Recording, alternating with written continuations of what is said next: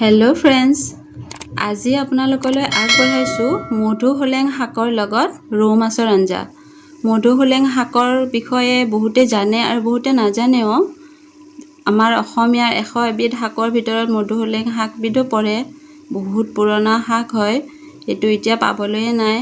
সেই শাকবিধেৰে আজি ৰৌ মাছৰ আঞ্জা বনাম। তাৰ বাবে মাছখিনি প্ৰথমতে ভাজি লৈছোঁ আৰু মাছ ভজা তেলখিনিতে মই আলুখিনি ভাজি লৈছোঁ।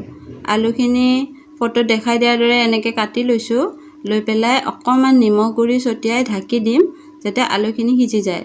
আপোনালোকে আলুখিনি বইল কৰিও দিব পাৰে যদি বিচাৰে, কিন্তু আলু বইল কৰি দিয়াতকৈ ভাজি দিলে বেছি সোৱাদ হ'ব আঞ্জাখন।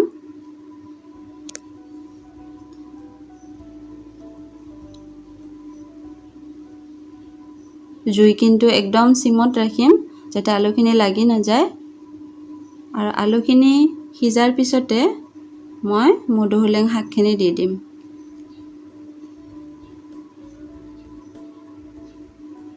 এয়া আমাৰ আলু পুৰা সিজি গ'ল। এতিয়া মই আলুখিনি উঠাই ল'ম।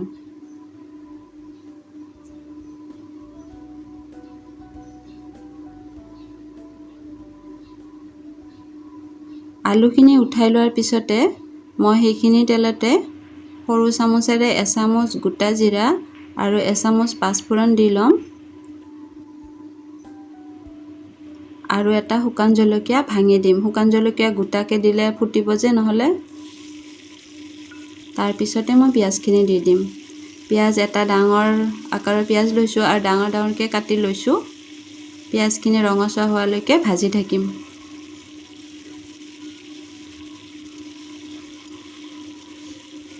এইখন আঞ্জাত একদম মছলা ব্যৱহাৰ নকৰিব, নহ'লে মধুসোলেং শাকৰ যিখিনি উপকাৰিতা সেইখিনি একো ফুটি নুঠিব, একো কামতে নিদিব, আপোনাৰ মছলা আঞ্জা হৈ যাব নহ'লে। তাৰপিছতে নিজৰ প্ৰয়োজন অনুসৰি হালধি গুড়ি আৰু নিমখ দি পেলাই মই শাকখিনি দি দিম। মধুসোলেং শাক আপুনি ইমান ভাজিব দৰকাৰে নাই, কাৰণ কেৰাহীত 1 মিনিটমান পিছতে গোটেই শাকখিনি সিজিয়ে যায়। কিন্তু আমি আজি মাছৰ আঞ্জা বনাম কাৰণে অকণমান ভালকৈ ভাজি ল'ম। যদি আপোনালোকে মাছ নিদিয়াকৈ খাব বিচাৰে তেনেকৈও খাব পাৰে। এবিধ শাকৰ উপকাৰিতা বহুত বেছি আছে আৰু বনৌষধি হিচাপে ব্যৱহাৰ কৰা হয়। যদি খাই চোৱা নাই আপোনালোকে, খাই চাওকচোন। আমাৰ থলুৱা শাকবিলাক কিমান উপকাৰ আমাৰ স্বাস্থ্যৰ কাৰণে আমি আজিলৈকে গমেই নাপাওঁ, নহয়নে বাৰু? শাকখিনি একদম পমি গ'ল, দেখিছেনে? তাৰপিছতে মই ভজা আলুখিনি দি দিম। দি পেলাই নিজৰ প্ৰয়োজন অনুসৰি পানী দি দিম। যদি আপোনালোকে ভজাকৈ খাব বিচাৰিছে অকণমান উঠাই লওক বাৰু।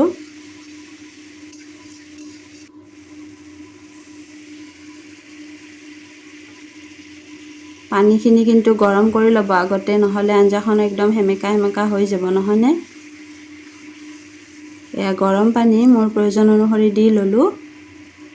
দি লৈ পেলাই যদি মাছ নিদিয়াকৈ অকণমান ৰাখোঁ, সেইকাৰণে মই অকণমান মাছ নিদিয়াকৈ ৰাখি থৈছোঁ আৰু মাছ দি পেলাই বাকী অংশখিনি মই উঠাই লৈছোঁ।